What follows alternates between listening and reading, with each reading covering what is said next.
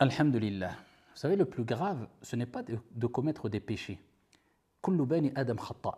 C'est le prophète sallallahu alayhi wa sallam qui l'a dit, tous les enfants d'Adam commettent des péchés. Et les meilleurs sont ceux qui se repentent. Bien sûr, quand on commet un grand péché, quand on fait du mal à autrui, etc., vous connaissez les règles.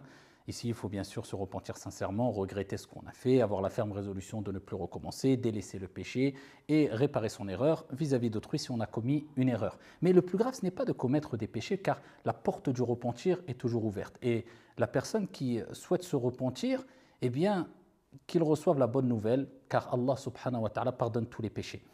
Mais si on veut se repentir, si on veut se soigner, encore faut-il reconnaître sa maladie. Donc le plus grave, ce n'est pas de commettre des péchés, mais c'est de commettre des péchés en étant dans le déni, en refusant de reconnaître sa maladie, en prétendant que vous n'êtes pas malade, malade du cœur, et que tout va bien. Et bien plus encore, c'est en faisant la promotion de votre mal et de votre péché, fier d'être égaré. Égaré et fier de l'être, pervers et fier de l'être, menteur et fier de l'être. Je propage le mal et j'en suis fier. Où sommes-nous par rapport à l'époque des gens qui nous ont précédés? Les femmes et les hommes qui ont marqué l'histoire.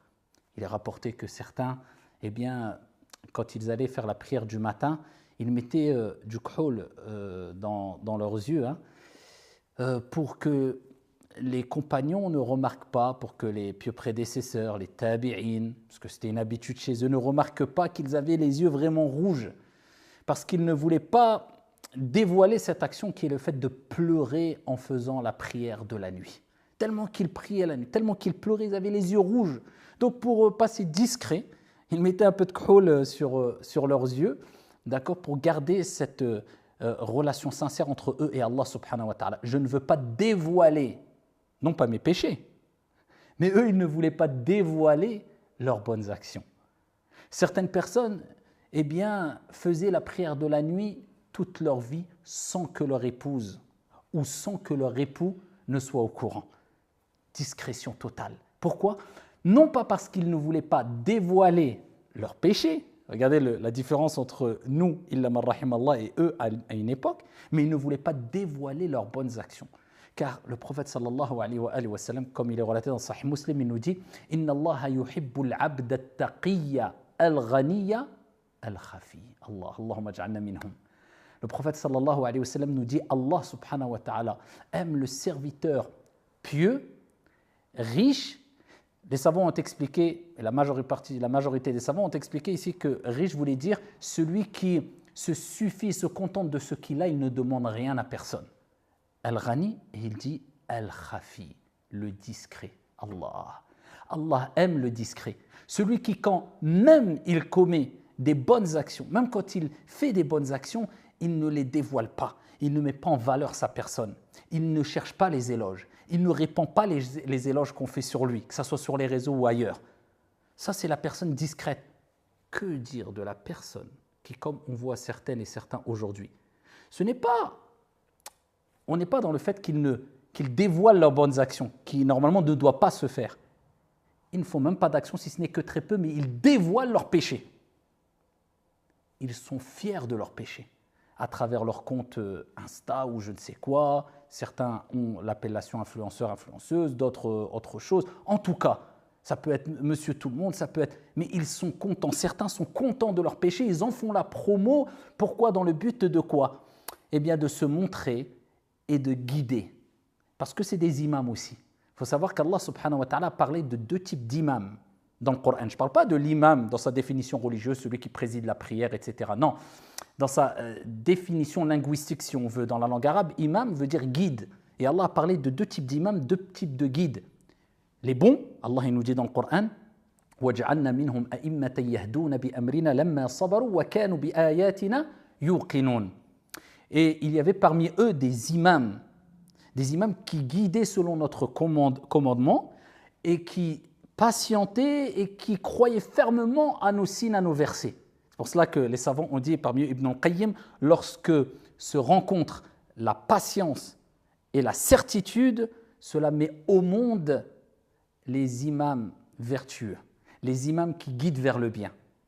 Et Allah a parlé d'un autre type d'imam, qui peut être homme ou femme. Et il dit وَجَعَلْنَاهُمْ أَئِمَّةً يَدْعُونَ إِلَى النَّارِ. Qu'Allah nous en préserve. Et nous avons fait d'eux des imams, des guides qui guident vers, non pas vers la félicité, non pas vers le bien, non pas vers le paradis, mais vers le feu. Qu'Allah tabaraka wa ta'ala nous en préserve. Donc, quel type d'imam sommes-nous? Quel type de guide sommes-nous? Est-ce qu'on est en train de semer des graines? Est-ce qu'on est en train d'investir pour l'au-delà? C'est-à-dire que quand on va quitter ce monde, eh bien, on va laisser des bonnes traces et les gens, quand ils vont voir ce qu'on a laissé derrière nous à travers nos messages, à travers nos écrits, à travers la science qu'on a diffusée, à travers nos comptes sur les réseaux, est-ce qu'on va bénéficier de la récompense ou est-ce qu'on a créé des comptes pour faire du mal et répandre la perversité? Quand on va quitter ce monde, les gens, eh bien, quand ils vont consulter ce qu'on a laissé derrière nous, on va accumuler des péchés alors qu'on ne sera peut-être plus dans ce monde. Sommes-nous des imams qui guidons vers le bien ou sommes-nous des imams qui guidons vers le mal? Et n'oubliez pas, la fréquentation, c'est très important en islam. Le sujet n'est pas là, parce que les textes et les hadiths qui parlent du danger de la mauvaise fréquentation, on en a à foison dans l'islam. Mais n'oubliez pas que la fréquentation peut être virtuelle aussi. Et ici, comme dit le proverbe ou l'adage, ici, dis-moi avec qui tu traînes, bien que le terme ne soit pas peut-être le plus adéquat, je te dirai qui tu es. Tes fréquentations sont l'image de ce que tu es. Ce que tu fréquentes sur les réseaux, de manière virtuelle, les comptes, les personnes, sont l'image de ce que tu es. Est-ce que toi, tu t'identifies en eux? Si oui, tu vas les suivre. Si tu ne t'identifies pas en eux et tu ne veux pas leur ressembler, et si tu sais très bien que ce ne sont pas des imams, des gens qui guident vers le bien, eh bien, évite de les suivre et de les fréquenter, même virtuellement. Qu'Allah subhanahu wa ta'ala nous accorde sincérité, discrétion, véracité et surtout piété. Amin wa salamu alaikum.